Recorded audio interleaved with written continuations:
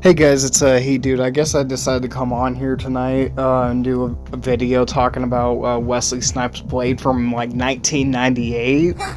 I do actually remember watching, and I thought it was actually a great movie. I decided to like talk about it a little bit because tonight's Halloween, and he's a half human, half vampire. So yeah, I guess I didn't realize it, right? I must have forgot.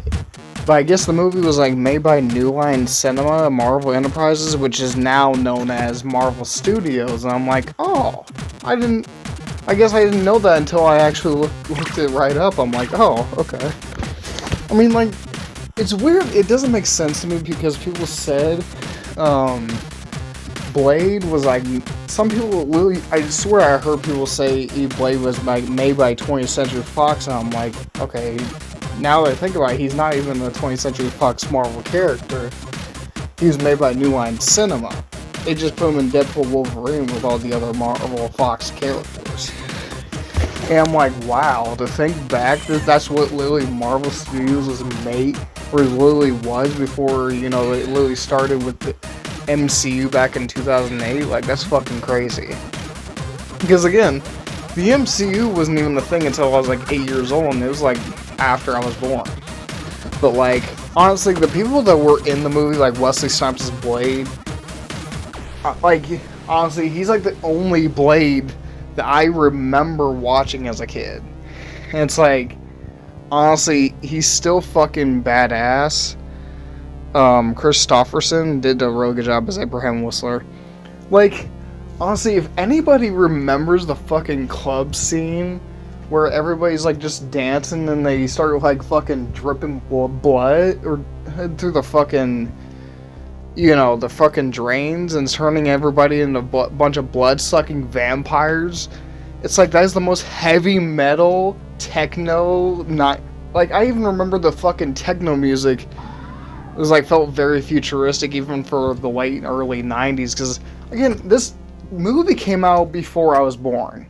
I wasn't born until 2000.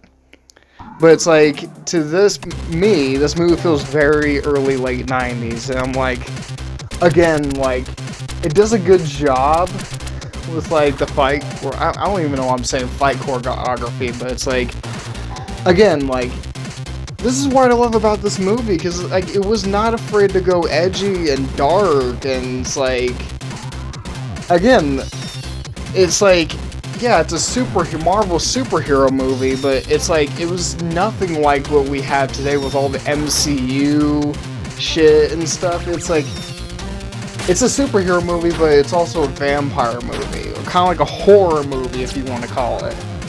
And I'm like, honestly, like, yeah, you could say Tobey Maguire's Spider-Man and X-Men kind of started all that.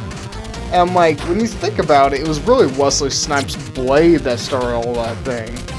It's like, again, like, I watched The Lost Boys and Interview with a Vampire, and I think there was one Eddie Murphy vampire movie, I don't remember, but again, what I do remember from this movie was, again, like, a dude that Blade supposedly, well, I guess thought he killed, but I guess was still alive.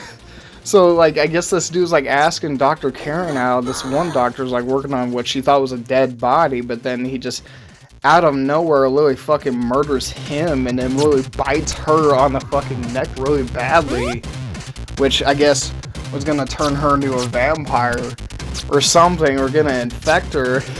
And the one thing I thought was funny as hell was, like, when the fucking, I don't know why the cops literally shot at him, which again, it's another one of that fucking superhero fatigue or shtick where it's like, oh no, we think he's the bad guy, so we're gonna just end up shooting him for really no good reason. Which I never understand why the hell cops are so dumb in some superhero movies. Like, they shoot him without even really trying to figure out if he's a good guy or not. And then he just literally mutters the words like, motherfucker, are you out of your damn mind? I'm like, oh my god, like, was that... Again, like, I feel like it was like an that was like an unexpected, funny-ass, intended moment that was even really meant to be in the movie, but it was. But yeah, it made it funny as hell. But again, Christopherson, I wanted to mention in this movie, I guess he played Abraham Whistler or something. Again, with the long hair, I do remember he was like kind of like, you know, Blade's friend or something, but he had him having cancer. But I do remember he actually appeared up in the second Blade movie. But again, I can't help it whenever I look at his hair, or long hair and beard, he just kind of looks like fucking Jeff Bridges, who is Big Lebowski or something. I'm like, again, you cannot tell me he does not look like that. But again, I also want to mention some things that I'll admit don't really have anything to do with the movie, but the character himself. But I guess appeared again in Deadpool Wolverine. The concept art or designs for the character look kind of badass. Like this one kind of looks a little bit like, if you know, it gives off a very Ghost Rider biker vibe, I guess.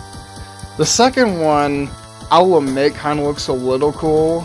I mean, it gets off a very, Daywalker, because he's the Daywalker kind of vibe. I mean, but like the other one, I didn't even, it's like I'd seen all this on the internet when I was researching for this video. And the other suit, I mean, again, like some of these like concept art, or I mean, like the glasses, I don't know. It's like the glasses they went with were pretty cool. I mean, this one, it's like, I don't know. I don't know if that would have fit Blade very well, but the next one that's coming up, I mean, I'm not gonna lie, like, this one, I mean, kind of gives off of more of a original OG Blade vibe.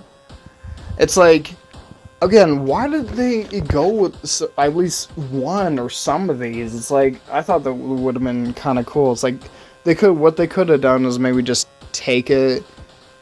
But, like, I don't know, it's like, some of the other concepts, it's like, they were good, but I guess maybe they weren't good enough to be in the final cut of Deadpool Wolverine, because it's like, again, the other one kind of makes him seem like kind of a ninja, or it's like, what they kind of looked like they did was, like, kind of give up a little bit of a cross between the OG and a more, like, modern-day Blade kind of vibe, which I was definitely great that they just, you know, brought him back. I didn't even really give a shit about the suit. I just liked that Wesley Snipes back actually in the MCU, which I cannot believe he's part of the MCU now. I'm like, I cannot believe I'm saying that. But honestly, like, I guess it wasn't too surprising that they had like an action figure of Wesley Snipes Blade, because like, hell, like they made fucking action figures almost every single superhero / Marvel character. Like, again, to quote him, you know,